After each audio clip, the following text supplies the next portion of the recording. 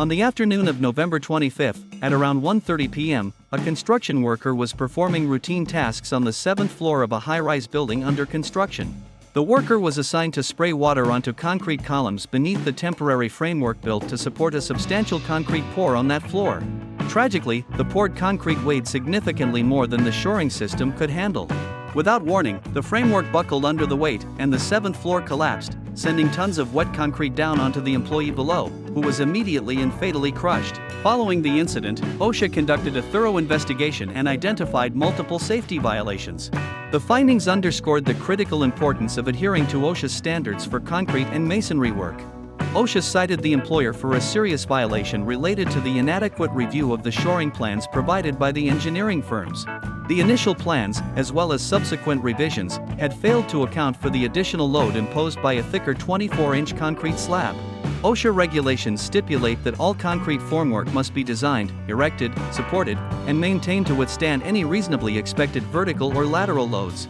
Unfortunately, the formwork in this case was not built to endure the actual weight of the poured concrete, resulting in a fatal structural failure. In addition to the failure in load-bearing design, OSHA noted an other than serious violation concerning inadequate training. The employer had permitted employees to erect formwork for cast-in-place concrete without providing the necessary instructions on safe procedures and regulatory requirements. Under federal law, employers must ensure that workers receive proper training to recognize and avoid hazards. The lack of instruction put workers at increased risk during formwork operations, leaving them unprepared to handle potential safety hazards effectively. This tragic case highlights the absolute necessity for compliance with OSHA's safety regulations in the construction industry, especially for concrete and masonry work. Proper adherence to formwork standards, combined with robust training, is essential to safeguard workers' lives and prevent avoidable accidents. On March 13 at 9:15 a.m., a tragic incident unfolded on a job site where a construction worker was using a 40-ton capacity overhead crane to move a 6,800-pound precast concrete slab. The slab was attached to the crane by two lifting studs embedded in the concrete, with lifting eyes secured by double nuts. However, as the employee maneuvered the crane, a two-chain hoisting sling accidentally snagged on a metal gusset on the slab, causing slack in the sling. This caused the slab to roll off its A-frame stand unexpectedly and tip over onto the employee. The worker died from the resulting internal trauma, broken bones, and severe head injuries. During their subsequent investigation of the incident, OSHA identified several violations that contributed to this worker's death, emphasizing the importance of safety standards to prevent such tragedies. OSHA issued a serious citation for the employer's failure to provide safe access to working areas. The employer had placed an extension ladder against a wall next to the concrete panel, obstructing the walkway between the acid wash area and other parts of the site. This setup left workers with a blocked path, creating a hazard in case of an emergency. Under federal OSHA standards, employers must maintain clear egress routes to ensure worker safety when moving to and from work areas. A second serious violation involved inadequate precautions in handling the crane's two-chain sling. OSHA's investigation revealed that the employer did not ensure the sling was properly cleared of obstacles during use. As the crane hoist lifted the slab, the chain sling snagged on a metal gusset embedded in the slab, causing the concrete panel to flip off its support and fall. This exposed employees to severe crushing hazards, a clear violation of OSHA safety standards, which require employers to prevent slings from catching on obstacles and posing potential dangers to workers and pedestrians. OSHA also cited the employer for an other than serious violation regarding inadequate training for crane operators. Specifically, the crane operator had not received instruction on the proper storage of radio remote controls, increasing the risk of accidental crane activation when the operator was not facing the equipment. This tragic incident highlights the fact that working with concrete is always dangerous and is often connected to many seemingly unrelated topics like crane safety, proper access and egress, and effective training for employees. The importance of clearing walkways, securing rigging from obstacles, and providing thorough training on how to operate equipment safely cannot be overstated, as these measures are vital in safeguarding lives on the job site. On shortly before noon on October 19, a worker at a concrete block and brick manufacturing company was tragically injured while cleaning a concrete mixer. While performing routine maintenance inside the barrel of the mixer, the worker was struck unexpectedly by a metal bar, causing a fatal skull fracture. OSHA's investigation revealed multiple safety violations, highlighting critical lapses in hazard control measures and safety protocols. After examining the site, OSHA issued several citations, emphasizing the importance of proper machinery safety procedures, lockout/tagout practices, and electrical safety requirements. Under the General Duty Clause of the OSHA Act, federal OSHA requires employers to maintain a safe workplace free from recognized hazards. In this case, OSHA cited the employer for failing to ensure safe equipment use. The mixer's hood, weighing nearly 100 pounds, was lifted and held open by a hook that lacked a safety latch. Although the hook was designed to prevent accidental load slips, it was not properly secured, increasing the risk of hazardous movements during cleaning. Another serious violation involved the absence of lockout/tagout procedures to prevent the mixer from re-energizing during cleaning. OSHA requires employers to implement lockout/tagout devices to control hazardous energy. However, in this case the employer allowed workers to clean the mixer without first placing its energy isolation device in a de-energized state and securing it with a lockout or tagout device. This lapse in judgment exposed employees to dangerous caught-in or crushed-by hazards from unanticipated machine movement. OSHA also noted a serious violation involving electrical safety. The mixer was connected to a 110-volt electrical box with an unused opening. OSHA's electrical safety standards require that all unused electrical openings be properly closed to prevent contact with live electrical components. The failure to seal this opening created a risk of electrical shock or burns for employees working around the mixer. This incident underscores the critical importance of compliance with OSHA's safety standards in preventing workplace fatalities. Employers must ensure that machinery is secured with lockout/tagout devices during maintenance and that equipment such as hooks and electrical boxes meet safety standards. Attention to these requirements can significantly reduce hazardous exposures and protect employees from preventable injuries and fatalities.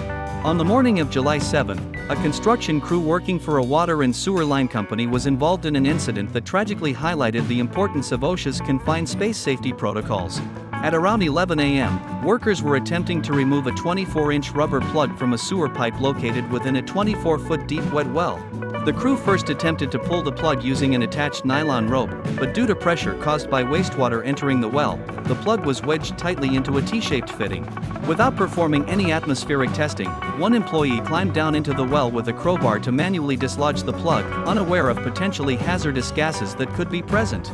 After struggling to remove the plug, the employee attempted to climb back up the ladder just 2 feet from the surface. However, the worker lost consciousness and fell back into the well. Recognizing the emergency, a second employee descended the ladder to help but also lost consciousness upon entering the space. A third employee also attempted a rescue, but this worker lost consciousness as well. All 3 workers tragically died due to asphyxiation from hydrogen sulfide gas, which had accumulated in the confined space. OSHA's investigation into the incident uncovered multiple serious safety violations, many of which underscored the importance of adhering to confined space entry protocols designed to protect workers from atmospheric and physical hazards. The employer failed to designate a competent person to identify, evaluate, and test confined spaces on site. A competent person could have recognized the permit-required confined space, assessed potential hazards, and ensured that it was safe before allowing workers to enter. OSHA also found that the employer did not evaluate potential hazards within the confined space before allowing workers to enter. Had this evaluation been conducted, the employer might have identified the potential presence of hydrogen sulfide gas and other atmospheric hazards in the wet well. Additionally, the wet well's opening, measuring nearly 8 feet by 6 feet, was left unguarded, exposing workers to a serious fall risk. OSHA fall protection standards require employers to secure confined space openings with guardrails or temporary barriers to prevent such falls. Under federal law, employers must test for breathable oxygen levels, flammable gases, and potential toxic contaminants before allowing employees to enter a confined space. However, in this case, the employer failed to conduct any such testing. As a result, the workers were exposed to lethal levels of hydrogen sulfide gas without any warning. OSHA also requires employers to purge, inert, flush, or vent confined spaces to remove or control atmospheric hazards. No such measures were taken to address the presence of hydrogen sulfide, contributing directly to the workers' exposure to lethal concentrations of the gas in the well's hazardous atmosphere. Employers must also ensure that emergency rescue equipment is readily available when employees are working in confined spaces. OSHA found that the company failed to have any such equipment on hand, violating federal safety requirements. Without this equipment, the workers' colleagues could not effectively attempt a safe rescue. OSHA also requires employers to develop written protocols for emergency rescue, medical treatment, and protection from unauthorized rescue attempts. In this case, no such protocols were in place, leading to an unplanned rescue attempt by untrained personnel, which ultimately resulted in further needless fatalities. Importantly, an entry permit detailing compliance with OSHA's confined space requirements should have been prepared before entry. The lack of a documented permit violated federal OSHA safety standards and underscored the absence of systematic hazard identification and control. The employer also failed to provide the necessary confined space safety training to help workers understand the risks and proper protocols associated with entering confined spaces. Without this training, employees remained unaware of the hazards of confined space entry and the measures necessary to mitigate them. Finally, OSHA cited the employer for failing to provide training specific to each worker's role in confined space entry, including the responsibilities of entrants, attendants, and supervisors. This lack of role-specific training left employees ill-prepared to safely manage confined space work or respond effectively in an emergency. This tragic case serves as a critical reminder of the essential nature of OSHA's confined space safety requirements in the construction industry. Proper planning, atmospheric testing, effective training, and the use of rescue equipment are vital to preventing fatal incidents in confined spaces. Employers must take these precautions seriously to protect their workers and avoid preventable tragedies like this one. On July 29, at 9:25 a.m., 2 employees at a landscaping company were preparing to begin a hydroseeding project on a high school football field. The team was using a hydroseeding truck, which included a large tank designed to mix and spray seed, water, and fertilizers. Before starting, one worker opened the tank hatch to visually inspect the auger system for any clogs. While doing so, the worker lost their footing, slipped, and fell into the tank, where they were quickly overcome by fertilizer fumes accumulating inside the enclosed space. Another employee heard the workers' cry for help, immediately climbed to the top of the vehicle, and entered the tank to rescue the trapped worker. Tragically, the second employee was also quickly overwhelmed by the vapors. Both workers died of asphyxiation from the hazardous atmosphere inside the tank. After the incident, OSHA conducted an investigation and issued a citation to the employer for a serious safety violation, highlighting the need for proper hazard assessment and respiratory protection in confined spaces. OSHA's investigation revealed that the employer had not identified or evaluated the respiratory hazards associated with the hydroseeding tank. Federal OSHA safety standards require employers to assess potential respiratory hazards and provide adequate protection to workers, especially in confined spaces where hazardous atmospheres may accumulate. The employer's failure to recognize the tank as a confined space and evaluate the risks of deadly fumes led directly to the tragic loss of both workers. The absence of a confined space assessment meant that the employees entered an enclosed area with potentially toxic and oxygen-depleted air without any respiratory protection or monitoring equipment to warn them of dangerous gas levels. The employer's failure to provide adequate protective measures, such as atmospheric testing, ventilation, or respiratory protection, exposed both employees to fatal respiratory hazards. This incident highlights the critical importance of confined space hazard evaluations, especially in tanks and enclosed areas where vapors or fumes can collect. Employers must carefully assess confined spaces, test for hazardous atmospheres, and provide appropriate respiratory protection and rescue protocols to prevent tragedies. OSHA standards for confined space entry exist to protect workers from unforeseen hazards, and strict adherence is essential to maintaining a safe work environment. On July 8, at 2:23 p.m., a tragic incident occurred involving an employee working for a utilities construction company. The worker was tasked with inspecting a water main valve inside an underground vault, a confined space that required careful atmospheric monitoring. During the inspection, the employee unexpectedly lost consciousness and collapsed inside the vault. Due to a critically low oxygen level in the confined space, the worker asphyxiated before anyone could provide emergency medical assistance. Following the incident, OSHA conducted a thorough investigation, uncovering multiple safety violations, each underscoring essential requirements for confined space safety. These violations illustrated gaps in the company's approach to confined space entry, specifically in the areas of hazard evaluation, ventilation, and training. OSHA requires employers to designate a competent person capable of identifying and assessing all confined spaces in the workplace. In this case, the employer had not assigned anyone to evaluate and monitor the underground vault, a critical omission. This lapse meant that confined space hazards like low oxygen levels were not identified or addressed prior to entry, leading to a preventable tragedy. The employer also had not conducted atmospheric testing for oxygen levels, toxic gases, or other potential hazards before allowing the worker to enter the vault. OSHA requires thorough pre-entry testing to confirm the safety of confined spaces. The lack of testing meant that the dangerously low oxygen levels went undetected, putting the employee at fatal risk. Additionally, the employer allowed the worker to enter the vault even though the oxygen levels measured between 12 and 16%, far below the safe minimum of 19.5%. OSHA prohibits entry into confined spaces with oxygen-deficient atmospheres without adequate respiratory protection. Allowing the employee to enter under these conditions exposed them to severe respiratory hazards and ultimately led to their death. Entering the vault's hazardous atmosphere safely would have required continuous forced air ventilation, which the employer failed to provide. According to OSHA's safety standards, employers must ensure sufficient ventilation to maintain safe air quality levels in confined spaces with known atmospheric hazards. Without ventilation, the oxygen-poor environment within the vault became lethal. OSHA found that the employer had not provided adequate confined space safety training. Under federal law, all employees entering confined spaces must receive training to understand the specific hazards and how to mitigate them. This training is essential for recognizing risks, ensuring the correct safety measures, and making informed decisions. The absence of this training left the employee unprepared and unaware of the dangers within the vault. Lastly, according to OSHA, employers must report any workplace fatality to OSHA within 8 hours. In this case, the employer failed to meet this requirement, delaying the notification and obstructing OSHA's timely response and investigation. This tragic case underscores the critical role of OSHA's confined space safety requirements in preventing workplace fatalities. Employers must ensure that all confined spaces are identified, thoroughly evaluated, and continuously monitored. Effective atmospheric testing, appropriate ventilation, and robust training are all essential to protect employees working in potentially hazardous environments. Additionally, prompt reporting of incidents is crucial for compliance and accountability. On the morning of September 26, at a public roadway worksite, a crew of 4 employees was conducting boring operations involving a trench nearly 9 feet deep, 34 feet long, and 13 feet wide. 2 of the workers entered the excavation to complete assigned tasks, while 1 worker was driving a stake into the bottom of the trench with a hammer. The other was taking measurements along the excavation wall. At approximately 10:30 a.m., the trench wall on the east side suddenly collapsed. The first worker was completely engulfed by the soil, suffering fatal crushing injuries. The second employee was buried up to their waist and suffered a fractured pelvis.